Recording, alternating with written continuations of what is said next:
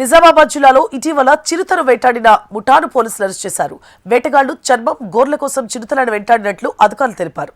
భీమ్గల్ మండలం తాళ్లపల్లి అటవీ ప్రాంతంలో చిరుత కళేబరాన్ని అటవీ శాఖ అధికారులు గుర్తించారు. కొందరు గొర్రెల కాపర్లు మత్తుమందు పెట్టి చిరుతను హతమార్చినట్లుగా తెలుస్తోందన్నారు. దీనిపై పూర్తి స్థాయిలో అటు పోలీసు, ఇటు అటవీ శాఖ అధికారులు విచారణ చేస్తున్నారు. దీనిపై మరింత సమాచారాన్ని మా ప్రతినిధి ఆనంద్ పాల్ అందిస్తారు.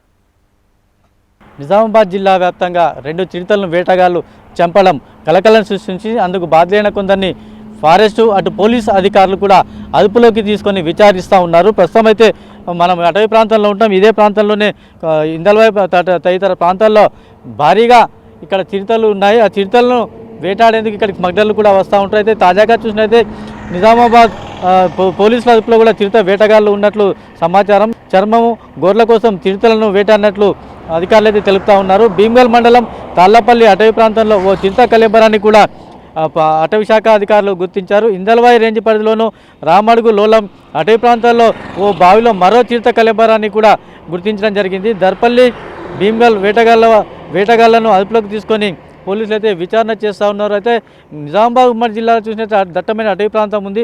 ఈ అటవీ ప్రాంతంలో వన్యప్రాణులకు రక్షణ లేకుండా పోతుందని కూడా చెప్పుకోవచ్చు. గత కొద్ది రోజులుగా అటవీ ప్రాంతంలో ఏం జరుగుతుందో కూడా తెలియని పరిస్థితి ఏర్పడింది. క్రూర మృగాలు ప్రాణాలు కోల్పోవడంతో ఆందోళన కూడా కలిగిస్తూ ఉంది. తాజాగా కమ్మరపల్లి అటవీ రేంజ్ అధికారులు పోలీసులకు 2 సంవత్సరాల వయసు కలిగిన చిరుతపులి కళేబరం దొరికింది. చిరుతపులి కోసం వేట కొనసాగిస్తూ ఉన్నారు. అయితే అటవీ పోలీసు బృందాలకు కొత్త వ్యవహారం వెలుగులోకి వచ్చింది. భీమ్గల్ ఫారెస్టు అధికారులు కూపీలాగితే మరో కేసును పోలీసులు ఛేదించారు. దర్పల్లో కొంతమంది దుండగుల చేతిలో మరో చిరుతపులికి సంబంధించిన గోర్లు, చర్మం, వాటి కూరలు కూడా లభించాయి. అయితే ఒకేసారి 2 చిరుతలను మృత్యువాత పడడంలో జిల్లా వ్యాప్తంగా కలకలం కూడా రేపుకుంది.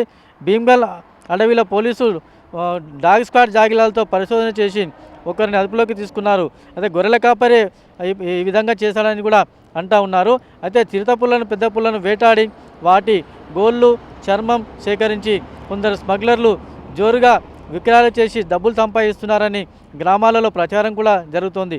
ఉమ్మడి నిజామాబాద్ జిల్లా చూస్తే రిజర్వ్ ఫారెస్ట్లో సుమారుగా 40కి పైగా చిరుతపులు ఉన్నట్లు అధికారికంగా లెక్కలు ఉన్నాయి. కొన్ని ప్రాంతాలలో ఎక్కువగా వన్యమృగాలకు ముప్పు ఉందని చెప్పుకోవచ్చు.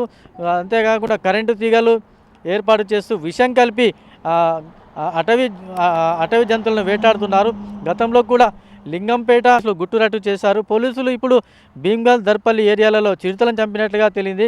కామారెడ్డి జిల్లాలో S12 పులి జాడ కనిపించడం లేదు. నిజామాబాద్లో చూస్తే J1 3.5 వయసు గల మగపులి సైతం కనిపించలేదు. ఎటు నుంచి వచ్చిందో ఎటు వెళ్ళిందో తెలియదు. ఆ తర్వాత వాటి ఆధారాలు కూడా దొరకలేదు. ప్రస్తుతం భీమ్గల్, దర్పల్లిలో చిరుతలను చంపడం సంచలనంగా మారిందని చెప్పుకోవచ్చు. దీంతో అటవీ ప్రాంతంలో అటవీ జంతువులకు రక్షణ లేకుండా పోతుందని కూడా గ్రామస్తులు ఆరోపిస్తున్నారు. అయితే అటవీ ప్రాంతంలో సంచరించే స్మగ్లర్లపై కఠిన చర్యలు తీసుకోవాలని చెప్పి కూడా అంటూ ఉన్నారు. అయితే ఇటు పోలీసులు అయితేనేమి, ఇటు అటవీ శాఖ అధికారులు చేసిన విచారణలో మటుకు కొందరు విషం కలిపి చిరుతలను చంపారని కూడా తెలుస్తుంది. మరికొందరు స్మగ్లర్ల మటుకు వీటి పులి చర్మాల కోసం, గోర్ల కోసం వీటిని విషం కలిపి, అదే కాకుండా ఎయిర్ గన్స్తో కూడా హత్య చేసిన సంఘటనలు కూడా ఉన్నాయి. ఉమ్మడి నిజామాబాద్ జిల్లాలో చూసినట్లయితే భారీగా దట్టమైన అటవీ ప్రాంతం ఉంది. ఈ అటవీ ప్రాంతాలలోనే ఈ చిరుతలు, వన్యమృగాలు సంచరిస్తూ ఉంటాయి.